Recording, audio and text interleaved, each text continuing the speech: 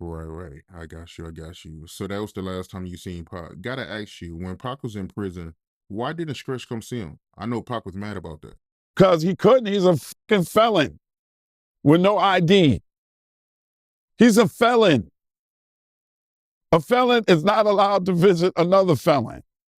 And he didn't have no ID. Stretch always drove. He had no driver's license, bro. He had no passport. He had nothing.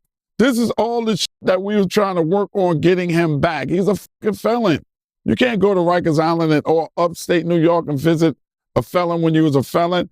I'm going to tell you a story. My brother, Kelvin, my oldest brother, was a New York City police officer. His best friend, there was a lady in New York City years ago that got cut in the face. A model got cut in the face by the name of, I think it was Marla Maples. She got cut in the face with razor blades. My cousin and my brother's best friend got convicted of that and sent to prison. It's my brother's best friend. You think could ever go see him while he was locked up? No.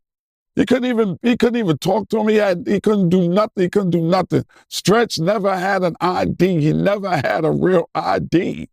So how the hell was he supposed to go see Pac? You got nothing to show him when you go up there. People got all the answers, boy. Had no idea. He never had a driver's license. Pac didn't know that, though, that he was a felon? Come on, son. Of course he knew that. Like I say, man, a lot of stuff that came out of Pac's mouth, man, Pac, when he get mad, he would just go the fuck off. He would.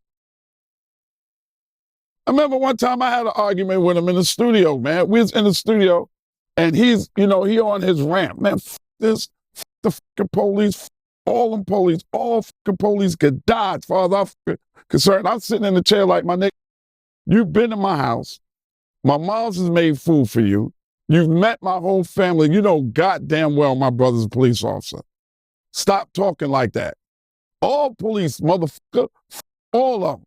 I was like, Pac, you talking about my brother, Nick. That's my brother. Now, you know my family. Now, you know how my moms would feel? And all of that shit. I said, say it one more time. He said it again. I jumped right on him. Me and him on the floor tussling. Stretch pull us apart. It's us three in the studio just like this. I'm standing in one corner, sitting in another corner. He looking at me. I'm looking at him. I'm f***ing burnt that this nigga would say that knowing he knows my family. About 20 minutes go by. He goes, we smoking or what? I said, yeah. We go outside, start smoking weed. Everything was forgiven. That's who he was, man. When he got upset, the revolutionary part of him would come out. If he felt even the littlest bit of a slight that he would perceive, he's going with it. And he's going balls to the walls all the way with it. Even if you tell him that ain't right, once it came out of his mouth, he's going with it, bro. That's who he was.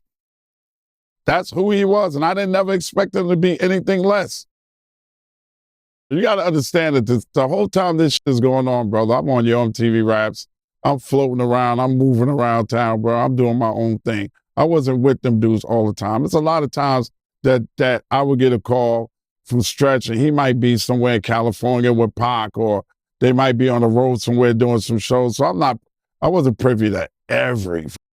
That's why I can only tell you what I know from my perspective, man.